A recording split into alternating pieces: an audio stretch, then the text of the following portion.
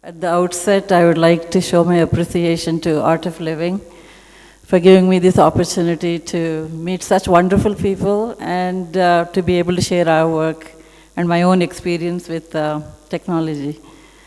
I'll be saying a lot of things, so just to bring a little bit of focus, I'll say one sentence in the beginning. Hopefully that will tie it all together.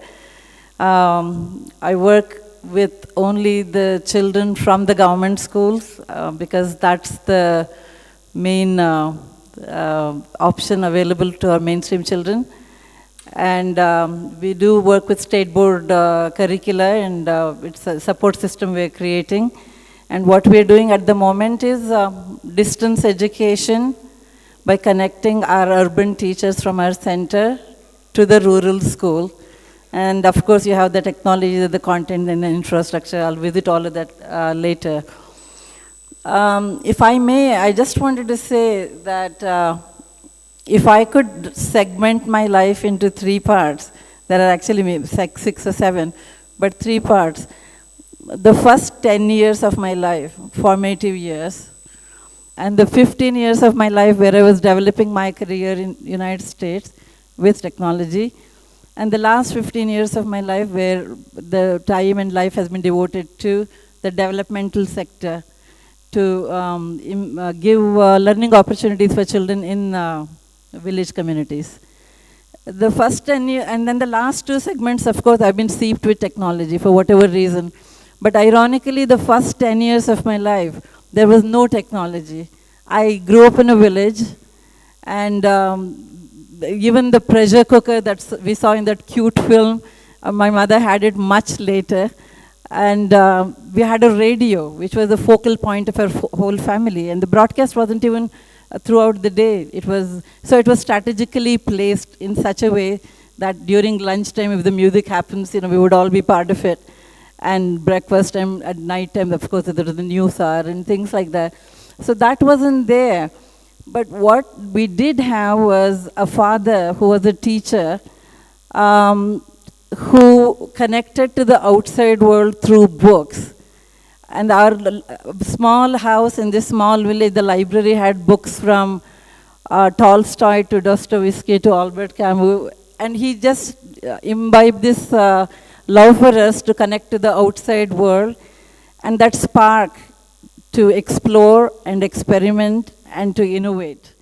That spark was there. So I was just thinking, and again, the generation of children, my own children, where if you don't have that spark, it doesn't matter how much infrastructure you create around them, how many opportunities are there. Those two don't come together. Those two don't connect. So that has to happen, either as parents or teachers. I'm not trying to be preaching here. I'm only sharing my own personal experience, that someone inspiring you to explore what's beyond. I think that's what technology to me was about, the extension of that desire to do this. I won't talk much about the career part of it because it's very straightforward. I was working as a software professional. But when I moved to India in 97, something about the teaching, my father, the government school, which was also the only available option for us when we were in the villages. And then something about what I had a little bit of knowledge about doing. So it just evolved. We actually started with a very small program for the government schools, which was the midday meal. If I may say so, in 1997, there was no midday meal program, so we were the first one to start the midday meal. But our scale is always small because we're a non-profit. And in 2000, we started integrating ICT tools. But those days, ICT tools was still a new buzzword, especially for government schools. And every penny we had, we put it into getting that software for the next 5 years. But then we realized if we wanted to do it to a second school, and we learned a lot. It wasn't cost effective for us to scale it to other government schools. So this actually prompted us, this very constraint prompted us to say, why should it be that expensive? Like for the government school children, if they don't even have benches, does the content need to be that expensive yet? Like a cell phone, like I take the cell phone analogy. You also have the most expensive one where you could have lots of features, which many of us don't know half the features yet. And you also have the cell phone where people that work with us at the service sector, they also have that. So the primary objective is already met because you're able to have a conversation. So our idea was about pedagogy, making it very sound, and then do that. So this is what I'll be sharing a few slides with you in that. And I'm going to start with this slide because this is very inspirational. What you see there are 4 girls.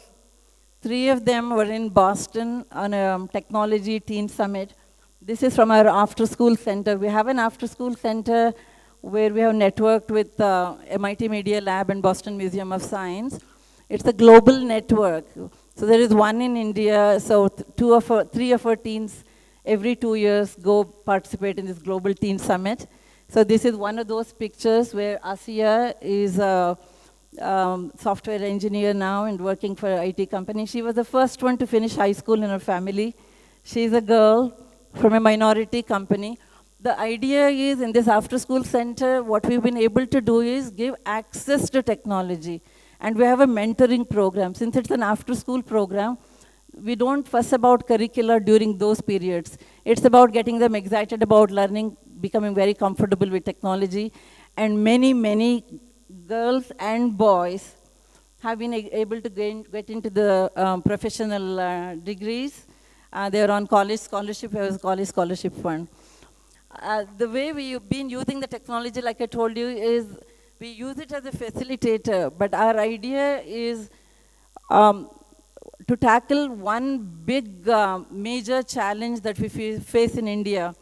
We have 1.2 million teacher shortage. That's how many teachers that we need. And even the teachers that are already recruited, especially in government schools, in Karnataka, I also know a few other states, to teach up to 7th grade, you do not need a college degree with the subject. If you have 12 years of schooling with teacher certification, you can teach. But if you were to look at the syllabus of 7th grade, physics, chemistry, mathematics, English, biology, or whatever, unless you have a science degree or an English, if you know English, you will not be able to teach that. There is no way you can teach that. So that actually limits our teachers to transfer everything from the textbook to the blackboard, because you can't possibly, there's no transaction between the teacher and the children. So our first idea was, because like I said, we are a non-profit, cost is always a big concern for us. Can we do a repository of content to support the state board syllabus? And 2 criteria that we set up. One was it had to be cost effective, so it can go to many government schools. That means cut down some of the frills, like graphic designs, things like that. But definitely pedagogy had to be very central, very focused. And the second point was it had to be localized for the village children, because it was, what was available to us was it was made for the high-end private schools. It wasn't localized and mapped to the learning styles of the rural children. We kept these 2 in mind, and in a very humble way, we started developing this content for the 5th grade first. And then it was quite a success, but still we needed to improve that. The navigation had to become so simple that the teacher isn't scared about technology, or the technology doesn't hijack her class. Her focus is only to integrate this content with her teaching. And then we made it much simpler, and we added 6th grade. And the next year, what we did was we realized, in spite of it, many teachers still had a phobia of the mouse. So with a Microsoft intern, we converted our content, which was all in DVD form before, the video format, to put it into a television DVD player, which every person is comfortable with in India, is for the entertainment media. And the mouse and the remote control will have the same features as the mouse. So that became a very powerful tool, because there was nothing new or foreign there anymore. And we even set up DVD libraries where the children would borrow and the teachers would borrow it. They would take it home, they could watch it at home, then come back, and so forth and so on. So this was our grassroots initiative, and we set it up in about about 100 schools, and we'll move on with that. So I won't spend too much time with these things. Just to say, we have picked up 4 awards for our learning model. One in Northeast Forum. Our learning model picked up one of the jurors' special mention award, and in eAsia it was one of the top 5 finalists for the best ICT tool in the classrooms, and so on and so forth. We'll just move on. This is basically defining the needs. That one is talking about the teacher shortage from very high sources, even in the government, and the other one is also talking about how ICT tools could actually take care of some of those problems. We'll move on to the next one. Yeah, so, okay, so basically we have a CLT resource center which takes care of the content and the online teaching and the after school, and then the CLT at school is our intervention program, and the after school is what you saw, where we also have an all girls day to encourage many girls to come and be.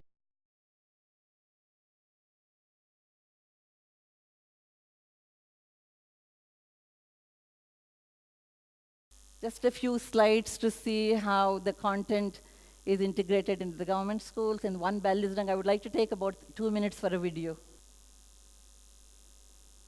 Just a little glimpse about how interactive it can be and how the schools have absorbed this.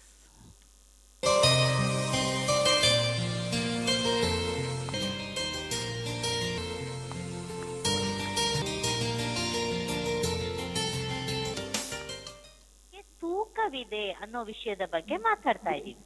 So ಹಾಗಾದ್ರೆ ಈ ಗಾಳಿಗೆ ತೂಕ ಇದೆಯಾ ಮಕ್ಕಳೇ? Edited, so it's not together. ತೂಕ ಇರೋ balloon ಕೆಳಗಡೆ ಬಂದಿದ್ದು ಗಮನಿಸ್ತಾ ಇದ್ದೀರಾ? ಸ್ವಲ್ಪ ಕೆಳಗಡೆ ಬಂದಿದೆ.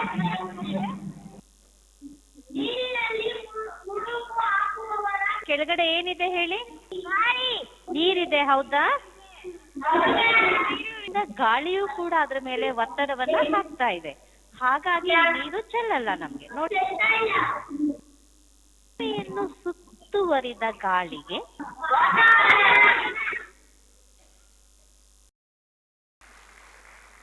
Is he in front of the class or is he at the back of the class? Preposition. Preposition. Yes. Person who has put her hand on the table. This word is called preposition. Very good. Then very good. Okay. The ball is in between the basket and the book. This is a very naughty mouse. Now Ranjita, can you tell me where is the mouse? In the drawer, inside the vase, behind the vase, under the drawer. Where is it? Very good. This is the correct answer.